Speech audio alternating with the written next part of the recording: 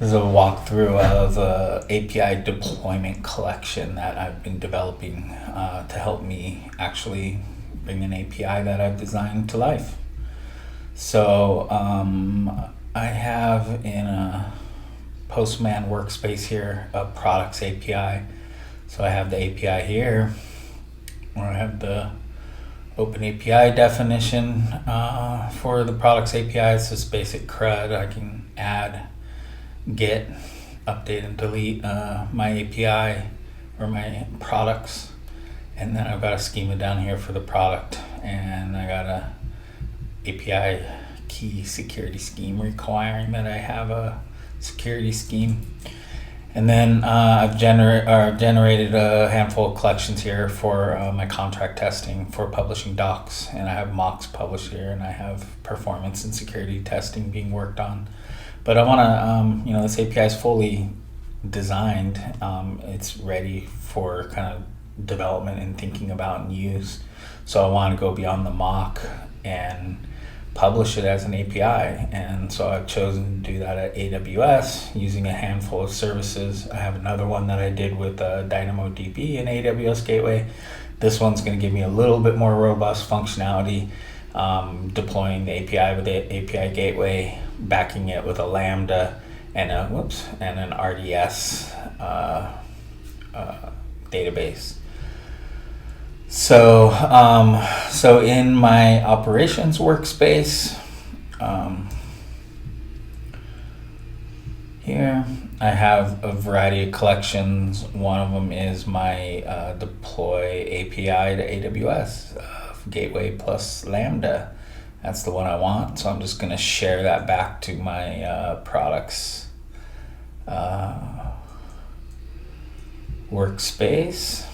And then because I know I'm in demo mode, I'm gonna share the remove API as well, because I know I want to be cleaning these up as I'm building them, so I can do other demos.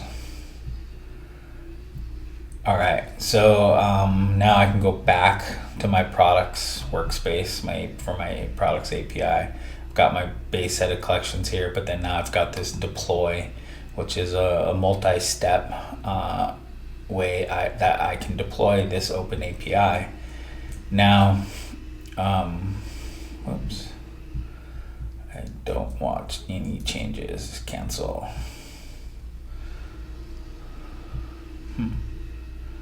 Why won't you just go away?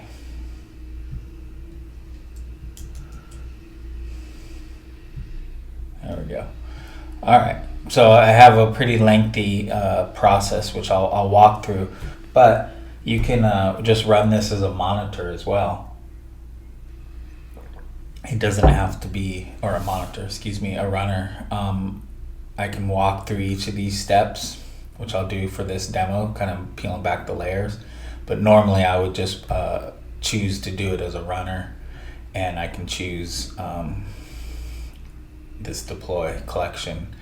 And then I have a products environment that I can choose, and then I can run it this way, and it just runs all the steps as one. So it's a single deploy. But I'm going to walk through it here because similar to the other deployment collection I have, we need this open API here, right here. We need it in this environment.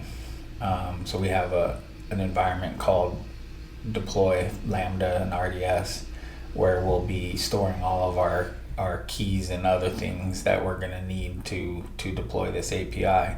So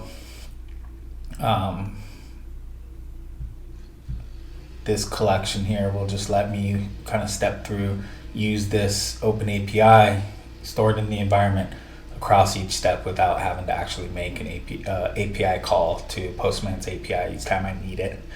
So we're just going to pull that into the environment.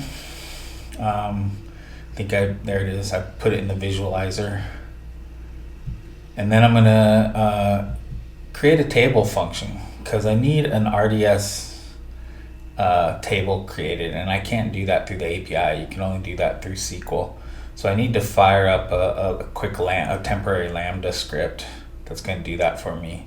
So now my Lambda is set up, And then I'm going to run it to create the table for this API. So now I just created a table in my database, and I'm going to remove that function because we don't need it. And then to be able to run each of the Lambdas behind individual endpoints, that's a MySQL database. I'm running RDS Aurora for the database, but you need a MySQL Node.js. You have a Node.js MySQL dependency for that. So I manage that with layers. I have a layer that is basically everything you need to run an API, all the Node.js dependencies in a single zipped up file. So it's here. We're going to load that as a layer that we can use across many Lambdas that we're going to be creating for our to power our API. So there we go. We got a layer that we can use. And then it's going to dynamically create an index.js for each Lambda that's behind each individual HTTP method in our open API. We have 5 of them, so I'm going to have to run this 5 times. Now, if you run this as a runner, it figures it out all for you, how many times it's got to run for you. Here, manually, you gotta initiate it enough times. So there's 1. So basically, it just created 5 index scripts, 1 for each of our HTTP methods. Put them on Amazon S3 for us to use. Then we're going to do the same, creating a package.json that just basically, because this Lambda script is going to live all by itself, it's got to have a proper packaging to go with it, describing what it does. So we're going to create that for each of the 5 endpoints. Okay, now we have to actually package those up. We have to package those dynamic endpoints, the index.js and the package.json. We got to actually zip that up. So we need a Lambda function to do that. So we're gonna spin up this Lambda function that just basically zips up folders on Amazon S3 and then writes it back as a zip file that we can then deploy. So basically, I just deployed it, and then I'm gonna run it. Again, I gotta run it 5 times because it's gotta build 5 packages, 1 for each of our endpoints.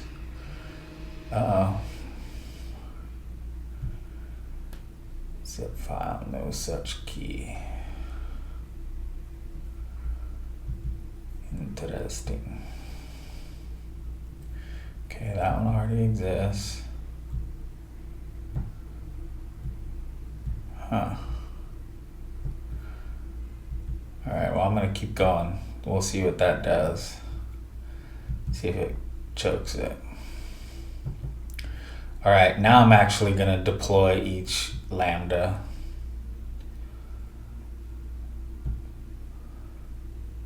Five times again. And again, it would figure out all of this for you if it was being run with the runner.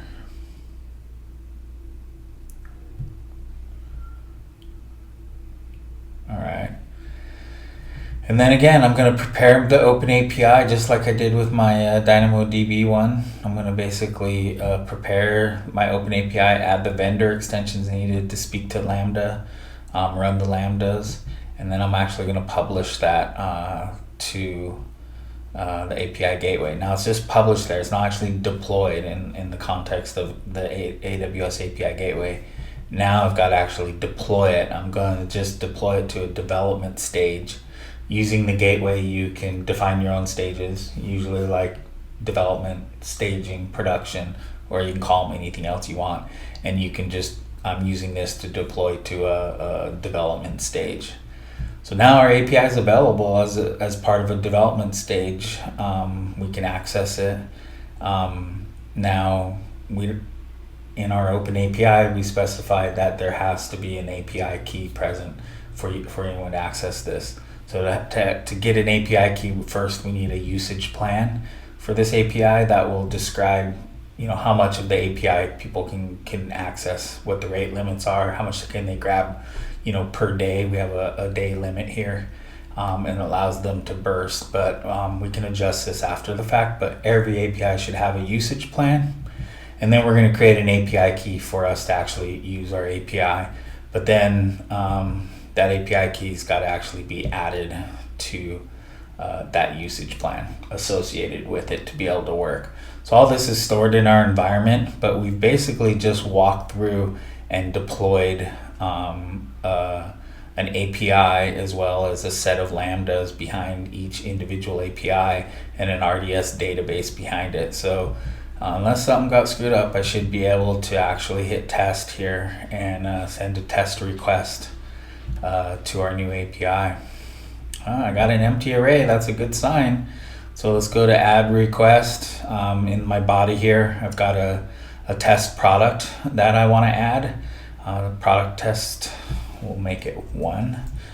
And then hit send, get back an identifier. Oops, Postman didn't like something.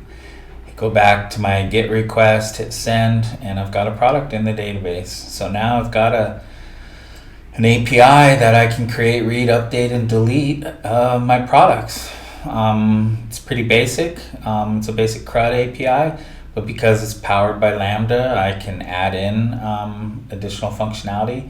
That'll be one of the future deployment collections I do, is a one that injects more code in rather than it just being a basic database, create, read, update, delete, and allow you to transform things coming in and transform things going out, adding another dimension, but trying to keep it as automated and standardized as possible. So all you got to do is just develop your open API and then hit run a runner that runs your collection, and making it a lot easier and more standardized how you deploy your APIs, really mapping it out step by step and having a single collection that you can use and share with different people within workspaces to actually be able to deploy their API. And then I've got one here to clean it up because I'm in demo mode and I'll be cleaning things up. But hopefully that helps show how Postman can be used for not just making calls to APIs, can actually be used to define and design your APIs and deploy them. So depending on what your infrastructure is, you just kind of queue up all the steps. Hopefully you're using infrastructure that has APIs so that you can orchestrate and deploy exactly what you need using the infrastructure you're already putting to work. So I'll be showcasing this collection as well as my more simpler DynamoDB collection as part of my Postman build and monitor webinar tomorrow morning. April 22nd and 9:30 a.m. Pacific time. So if you want to see how this collection fits into a wider strategy as far as API first, designing your API, how I got this open API, and then this part is all about deploying it and then making sure we're monitoring and running tests and making sure our API does what it should be doing. You can tune into that. All right.